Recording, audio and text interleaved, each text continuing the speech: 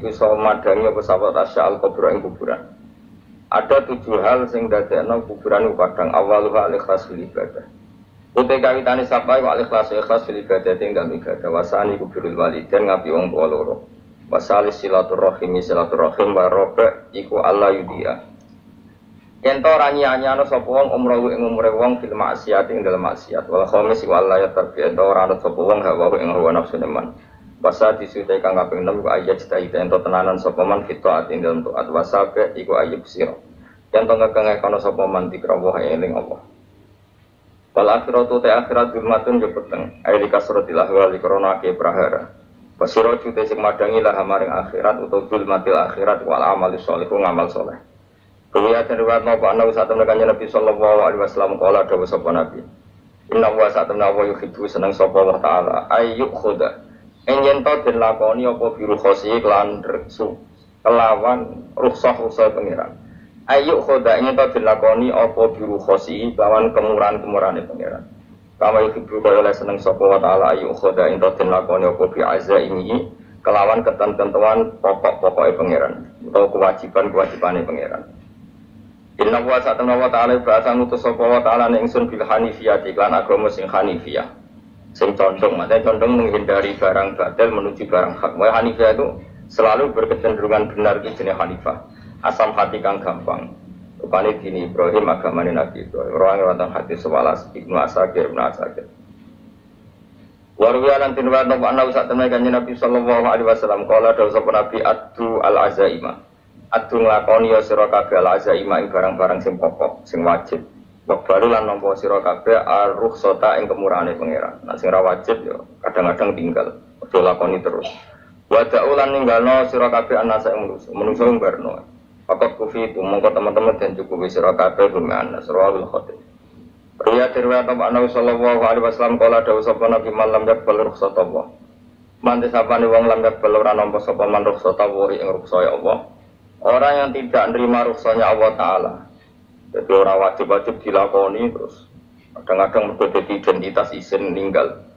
Kalau orang biasa puasa Senin Kemis, yang terkenal puasa Senin Kemis sampai muka apa? Isin. Itu tulisannya kok Gunung Arafah. Hadis ini apa loh? Biasa puasa Senin Kemis.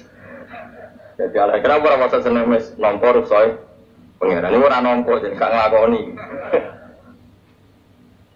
Karena mengkawana iku ali ngatasi mamlat ismi yang disapa mesti jibali Arafah iku kaya gunung Arafah. Jadi pangeran yo aneh sing apik lho. Jadi misalnya ana wong maca Quran kok yakin ra di sepuro iku dianggap ngenyek Quran. Wong wukuf ning Arafah kok nyangka dosane ra di sepuro dianggap ngenyek pangeran. Mana ana wong wali iku mergo ndapret. Dene wong ndapret ra wali iku goblok-gobloke wong. Jadi daftar wali lewat jalur nopo? Tapi potongannya ya tetap wali, jenis serabakan. Jadi wali ini gampang. Jadi kok ada jadi wali itu sebejane wong. Enggak tak terang, caranya jadi wali. Sing gampang-gampang, nak baru Ramadan tak delok masuk tau urung. Nah ora tak sidang nonggo. Ya, jadi kan ada jadi wali, usul yang pengadilan kudu dimenang no. Rawi rantang hati sapa Imam Ahmad. Wasiratu te syarat iku dumatun, wasiratu tawi siratul mustaqim dumatun peteng. Wasiratu te dalan lagu maring sirat wal yakin. Bahwa te kang yakin tahqiqu tasdiqi iku bener barang sing tahqiqu tasdiqi. Iku tahqiq dalam benerno. Maksudnya kamu punya otoritas pemikiran yang akurat. Kanggo benerno bil iklan barang kok. Iki sing dadi ibadah kula nganti ketemu pangerane. Tahqiqu tasdiqi iku duwe akurasi benerno. Biloi iklan barang kok. Carane bi izalati kulli raibin kelawan ngilangno saben-saben sing dadekno kemamangan. Izalati kulli raibin kelawan ngilangno saben-saben barang sing dadekno kemamangan. Pun lebaran ini saking awal-awal makolatur Rabi'ah kula terangno ya. Nabi Bakrin Siddiq radhiyallahu anhu dawe adzulumatu khamsun. Dawe Abu Bakar kegelapan itu ada 5. Mergo Abu Bakar wong saleh nek kegelapan itu luwih akeh. Dadi ora pati apal nek jumlahe akeh ora pati apal. Roe mung pira? 5. Zaman akhir ora temu 5 ribuan to. Nomor 1 hubud dunya. Seneng dunya. Senang dunia macam-macam, senang pangkat, senang apa saja yang tidak mengantarkan ke akhirat. Itu darani apa? Dunia. Atau apa saja yang murahan, itu darani dunia. Kalau terang definisi dunia. Dunia kata dana ya dunuan. Orang sing ulama nasib sangka dania terus ditakhfif hamzah jadi dania terus ditakhfif hamzah jadi dania terus mengikuti wajan pula jadi dunia. Jangan barang sing hina itu jenenge apa? Dunia. Atau barang sing dekat itu jenenge dunia. Kemaknane dunia itu saiki, dana itu maknane dekat. Akhirat nanti. Semua orang yang sesuai paham. Sehingga sesuatu yang tidak murahan, kayak sujud, kayak sedekah, kayak ngaji itu orang dunia. Ini kesaksian akhirat. Sehingga ketika Ibnu Khaldun itu Allah itu ngeritik dunia ya yang perlu dikritik. Bahkan kadang akhirat pun dikritik pangeran, swarga pun kadang dikritik pangeran. Nak wayai perlu dikritik karena ada konteksnya. Apa ada bang? Konteksnya. Misalnya begini, saya punya kitab namanya Khilyatul Auliya atau Baqatul Asfiya. Saya sampai sekarang belajar kitab itu terus. Ini sekitar 14 jilid. Ini kitab indukan Ihya. Saya berkali-kali ngomong di mana-mana. Imam Ghazali dalam hal mana Kibul Akhyar, sejarah orang-orang pilihan itu nginduk kitab nama Khilyatul Auliya itu 14 jilid. Dalam ilmu tasawuf beliau nginduk kitab ini Qutil Qulub, ini karangannya Abu Thalib Al-Makki. Dalam fikih tentu beliau nginduk gurunya Imam Haramain. Dan memang kitab itu harus nginduk, kalau tidak namanya mukhtarik, bikin-bikin. Memang syaratnya ulama harus muttabi, dia hanya pengikut, tidak boleh kreasi. Kalau kreasi namanya bid'ah, bid'ah. Kalau terang. Di situ ada cerita ada seorang sufi bodoh ngeritik dunia tak ngamal. Dunia wis ra ono bener, dunia nggon batang, dunia ku jifah batang. Sing berebut batang ya siap-siap perebutan mbek asu, wae ngomong wis ndi-ndi. Sayyidina Umar itu agak tersinggung dengan makalahnya orang sufi yang bodoh ini. Ya, rata-rata orang sufi memang bodoh. Kecuali belum ngaji fikih. Setelah ngomong ngalor itu dunia ku swelek terus ini biasa lah sufi itu semilah dewian terus selang lakoni popo ngerti-ngerti lesu kemangan lesu orang sufi kan gitu. Singkat cerita terus Umar agak marah tapi beliau masih bisa mengendalikan diri. Terus kata beliau, Sal Sayyidah, Sal Hadas Sayyid, kamu tanya Hadas Sayyid, maksudnya Sayyid dalam bahasa dulu itu ya orang terhormat. Dalam bahasa zaman era itu mana Sayyid itu masih apa? Sadat maksudnya bukan Habib, bukan. Kalau dalam bahasa Arab dulu itu memang kalau Habib itu ya Nabi, kalau Sayyid Sadat itu Sufia itu belum pasti maknanya apa? Habib ya, tokoh-tokoh yang diikuti dalam apa? Makalahnya, dalam apa? Makalah. Terus kata Ubay bin Ka'ab, dan ini menurut saya benar sekali, dan kamu harus mengikuti Ubay bin Ka'ab. Dia adalah termasuk 6 sahabat yang dipuji Nabi min ahlil Quran, yang dipuji Nabi min ahlil Quran. Kata Ubay bin Ka'ab, lalu Anda masuk surga karena apa? Lalu Anda masuk neraka karena apa? Lalu Anda dapat ridho Allah karena apa? Kamu itu bisa masuk surga lihat karena kenangan di rumah ini, maksudnya karena dunia ini. Karena sujud kamu, karena kebaikan kamu, itu di mana? Allah mereferensi amal kamu ya di dunia ini. Kamu masuk surga karena sujud kamu di dunia ini, nanti masuk neraka karena keangkuhan kamu di dunia ini. Fahadi dunia miliar, dunia ini adalah takaran. Semua referensi Tuhan tentang akhirat itu merujuk kelakuan kita apa? Di dunia. Sehingga kalau kamu masuk surga selamanya lama, itu ya karena kebaikan kamu di dunia. Maka jangan kritik dunia ini, karena dunia itu mahalu sujudika, mahalu rukuika, mahalu pokoknya dia marah-marah. Sehingga semenjak itu kata Ibnu Khaldun, orang tahu dunia yang dikritik adalah dari madatul kalimat janiah, sesuatu yang murahan, apa? Yang murah. Sehingga kalau misalnya orientasinya itu kebesaran li'ilai kalimatillah, maka itu tidak termasuk dunia.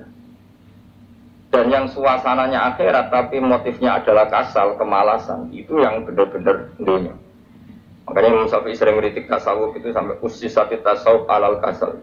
Ilmu tasawuf itu basisnya itu karena pemalas.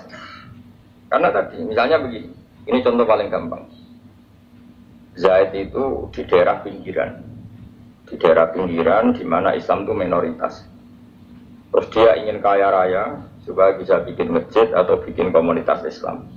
Atau dia ingin jabat jadi lurah supaya nggak ada pelarangan orang sholat karena dia yang punya otoritas bikin aturan. Atau kalau mungkin cukup lebih besar dia ingin jadi bupati supaya daerah situ familiar dengan Islam karena pejabatnya Muslim. Itu tidak dunia karena semua orientasinya untuk mengawal sujud, mengawal kebenaran. Tapi kalau kamu di daerah pinggiran, kemudian milih dhewean, kabeh kersane pangeran, sithik-sithik kersane pangeran, terus kamu meninggalkan aktivitas dakwah, itu yang dunia, karena motivasi kamu adalah al-kasal, males dari mewarnai dunia Allah ini dengan sujud. Ini yang banyak orang sufi salah paham. Makanya orang sufi harus ngaji fikih. Pendeknya roh, dilingno wong alim, wong fikih nak kitmanul ilmi ku haram. Kitmanul ilmi haram. Menyimpan ilmu itu haram. Tidak memberi kontribusi dalam proses orang sujud adalah haram. Tidak memberi pencerahan pada umatnya Nabi adalah haram.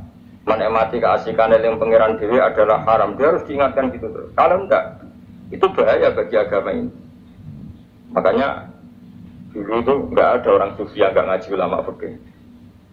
Sekarang kebalikan, malah orang sufi darani fikih mau kulit ini wis tok hakikat sembrono. Oh tak tobat mau tenan itu bahaya, paham seperti itu bahaya. Karena sekarang itu sufi itu jadi identitas kesalehan. Yang berumah komel sufi koyo sak dhuwure ahli napa fikih. Itu bahaya. Karena tadi sufi itu akan ngeritik dunia sepedas-pedasnya. Kemudian ujung-ujungnya meninggalkan dunia, kemudian happy-happy asik pangeran dewean dan membiarkan umatnya Nabi ini berserakan kemana-mana, tidak terlibat sama sekali, tidak memberi kontribusi sama sekali. Kalau bahasa gampangane orang gelem amar ma'ruf, gak gelem nahi mungkar. Tapi bahasa amar ma'ruf nahi mungkar kan saiki dadi gerakan ekstrem. Makanya ora tak bahasa amar tidak peduli, tidak mulang. Mergo saiki bahasa saiki repot. Ini penting kalau terang. Jadi kalau baleni malih. Sing dimaksud dunia ketika dikritik pangeran itu dunia sing sangka kata gani sesuatu sing murahan, sing enteng, sing nafsu. Itu jenenge napa? Dunia, napa? Dunia. Tapi ketika sesuatu itu baik dan mengarah kepada Allah, itu jenenge dunia iki masru'atul akhirah. Maka dunia itu di dua status napa? Siji masru'atul akhirah. Dan ini status yang harus kita pakai. Makanya kata Imam Ghazali itu benak radi duwe sak penat-penate urip terus merasa enggak punya kenikmatan. Datang saja ke kuburan dan yakinlah semua yang sedang mati keinginannya hanya satu, ingin kembali di dunia dan memperbaiki amal-amalnya. Berarti dunia adalah segala-galanya bagi orang yang sudah mati. Ya, orang yang sudah mati itu cita-citanya satu. La'alli arji, semoga kita kembali ke dunia. Untuk apa? Untuk membenahi semua kesalahan yang pernah dilakukan zaman dunia. Terus kamu ingat, fa'ana fid dunya. Ya Allah, alhamdulillah sekarang masih saya di dunia. Artinya saya punya satu kesempatan yang diinginkan semua orang yang sudah mati di seluruh dunia. Tapi malah wali anu surip malah kepengen mati. Saking kakean kasus ini, kakean apa? Kakean. Makanya di sini sirinya para rasul, para nabi itu sering donga Allahumma tawil umrona, sehingga banyak orang soleh mendoa supaya panjang umur. Itu karena pas itu yang hadir adalah dunia dengan makna masru'atul akhirah.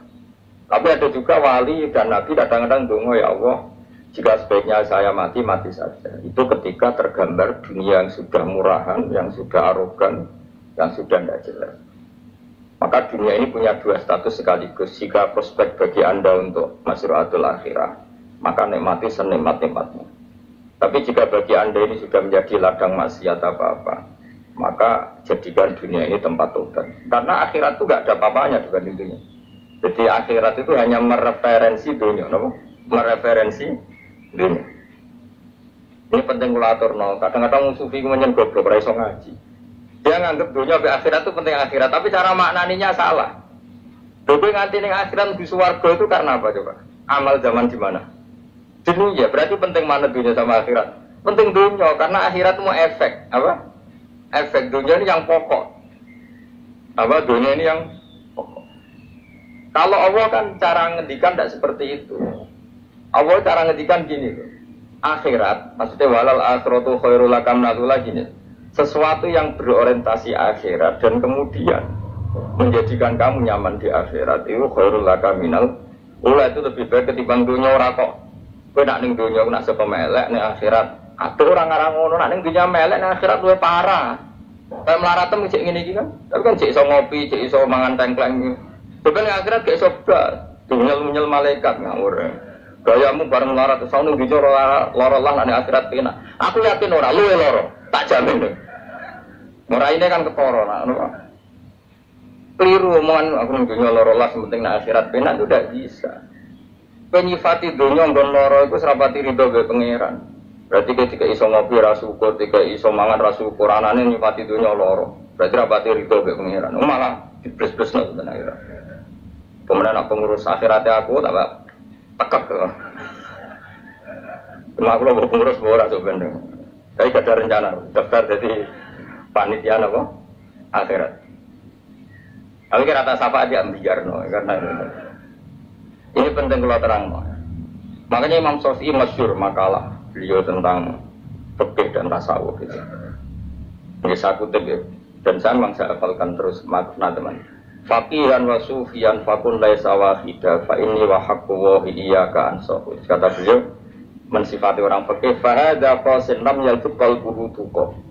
Wa hadza jahulun kafadul jahli yasluhu. Itu masyhur. Di dunia ini identitas di dunia kita, dunia ulama itu hanya dua. Kalau enggak sufi ya faqih. Kamu jangan jadi salah satu. Faqih adalah orang sing qasin, itu qalbuhu qasin, hatinya itu keras, hatinya atas. Lam jatuh qalbuhu tuqas, gak ditakwa blas. Wong fakir ati takwa blas, gak diempati blas. Tapi orang sufi itu ada jauh ini malah geblek, malah parah meneh. Di situ atas hati ini situ geblek dari Imam Syafi'i. Kena protesnya berarti Imam Syafi'i udah protes saja. Kenapa begitu? Misalnya gini orang fakir. Kalau bapak nyontohkan tuh gini. Orang fakir itu punya aturan. Misalnya kalau rukuk tidak begini nggak sah. Sujud kalau nggak begini nggak sah. Sholat kalau tidak begini nggak sah. Oke, aturan itu baik. Tapi punya keangkuhan berpikir. Misalnya ada orang desa terbelakang. Misalnya di pedalaman Gunung Kidul, Kulon Progo. Ada orang yang ditobatkan orang-orang sufi. Orang sufi itu ya saya untuk goblok-goblok itu. Misalnya nobatkan. Enak mau fikir amal nobatno tapi tahu-tahu bilang ini sholatnya nggak sah, rukuknya nggak sah, fatihahnya nggak sah. Dari sing sufi. Wah semane nobatno ora iso sholat apa ora disahno. Si sufi ya goblok pisan. Ketika ngawal si ajudannya tadi sholat, nggak dikawal. Jika banyak aliran di Jawa sholat ala kali Jogo ya ono fatihah mau meneng tok. Sitok sujud tok. Jadi ini sitok atas hati ini ora gelem bina tapi muni rasa. Sitok goblok ora tahu nerusno pembinaan. Akhirnya yang mandek ning satu kesalahan dan diwaris ya bergenerasi-generasi. Makanya kata Imam Syafi'i itu, sitok goblok, sitok atas hati ini. Kamu jangan jadi salah satu. Makanya kamu aman karena kamu tidak sufi, tidak fakih. Makanya nggak masuk, nggak masuk yang dikritik Imam Syafi'i. Kamu sufi anda, fakih anda. Makanya kalau Imam Syafi'i kritik itu, tapi alhamdulillah saya ada dua-duanya. Ya tidak sufi, tidak fakih. Karena orang sufi itu kalau ditelusuri itu memang kesalahannya terlalu banyak. Kecuali dia mau ngaji fikih. Apa kecuali dia mau ngaji fikih. Kayak tadi misalnya, tapi Imam Syafi'i yang menurut duka yang menghentikan usisat tasawuf alal kasal. Ilmu tasawuf itu dibina. Itu berdasar kemalasan. Terus saya punya teman sufi banyak. Saya ini kiai. Punya teman sufi banyak. Kok nih kan pulau terus dunia serusak. Sementing saat ini kini ngatah-ngatah istighfar. Memangnya kita bisa diistighfari pangeran di sepuro pangeran ketika kamu orang alim tidak mulang. Memang itu iso di sepuro pangeran ketika kau sugih zakat. Memang itu iso di sepuro pangeran wis kere ra nyapu masjid teko Jumatan. Bareng rokok itu usep-usep ning pojok masjid bar mulai. Enak ana keran coplok wis dibarno. Memangnya kamu bisa jadi orang miskin seperti itu kemudian dimaafkan Allah? Tidak bisa. Kamu harus terlibat dalam proses sholat. Wis kere urun gawe keran, sadar ngono urun masjid ya nyapu-nyapu, sing sugih urun dhuwit, sing alim urun mulah. Kok enak? Dunia bangku rusak terus kabeh dhewean. Menengi sampean kedean neraka ra tak baduri ya. Tidak bisa, sufi seperti itu tidak bisa, itu kriminal.